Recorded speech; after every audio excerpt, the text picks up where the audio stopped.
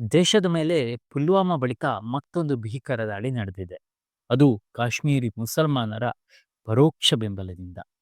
ಒಂದು ಕಡೆ ಹಿಂದೂಗಳನ್ನು ಗುರುತಿಸಿ ಪಹಲ್ಗಾಮ್‌ನಲ್ಲಿ ಉಗ್ರರು ಸಾಯಿಸ್ತಾ ಇದ್ರೆ, ಆ ಕಡೆ ಪಶ್ಚಿಮ ಬಂಗಾಳದಲ್ಲಿ ಮುಸ್ಲಿಂ ನಾಗರಿಕರು ಹಿಂದೂಗಳ ಮನೆ ಮೇಲೆ ಕ್ರಾಸ್ ಪಾಯಿಂಟ್ ಬಳಿದು ರಾತ್ರಿ ದಾಳಿ ಮಾಡಿ ಲೂಟಿ ಮಾಡ್ತಾ ಇದ್ದಾರೆ. ಇದಕ್ಕೆ ಕಾರಣ 3. ಒಂದು ವಕ್ಫ್ ಬಿಲ್, ಮತ್ತೊಂದು ಪಾಕ್ ಉಗ್ರನ ಭಾರತ ಹಸ್ತಾಂತರ. ಕೊನೆಯ ಕಾರಣ ನಾನೇನು ಹೇಳಬೇಕು ಅಂತ ಇಲ್ಲ, ಧರ್ಮ ಗ್ರಂಥದಲ್ಲೇ ಇದೆ. अल्लाह के दुश्मनों के खिलाफ टेररिस्ट बनने का हुक्म कुरान हमें कहता है। अच्छा, अइद्दू लहुम मस्तताअतुम मिन कुव्वा, जो तुम्हारी कुव्वत है वो तैयार करो। ठीक है, वो मेरे बातिल खैर, उस जमाने में घोड़े थे, आज और चीजें आ गई।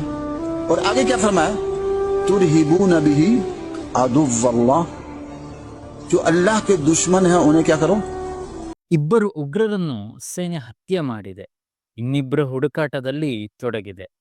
ಕಾಶ್ಮೀರ ಇಂದು ಬಂದ್ ಆಗಿದೆ. ಇದುವರೆಗೂ ಪಾಕಿಸ್ತಾನಕ್ಕೆ ಉಗ್ರರನ್ನು ಪೋಷಿಸೋದು ಬಿಡಿ ಅಂತ ಹೇಳಿ ಹೇಳಿ ಸಾಕಾಯಿತು. ಇನ್ಮುಂದೆ ಏನಿದ್ರು ದಂಡಂ ದಶಗುಣಂ.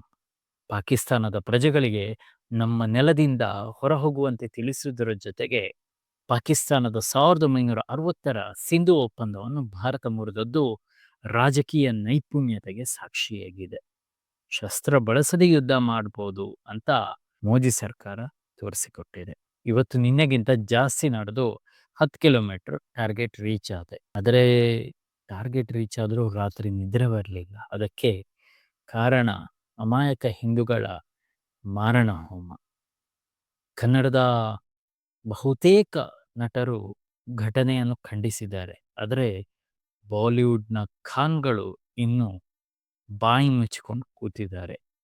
ಮತ್ತು ದೆಹಲಿಯಲ್ಲಿ ಪಾಕಿಸ್ತಾನದ ಹೈಕಮಿಷನ್ ಇನ್ನಷ್ಟು ಹುಚ್ಚಾಟ ಮೆರೆದಿದ್ದು ಕೇಕ್ ಕತ್ತರಿಸಿ ಸಂಭ್ರಮಾಚರಣೆ ಮಾಡ್ತಾ ಇದ್ದಾರೆ.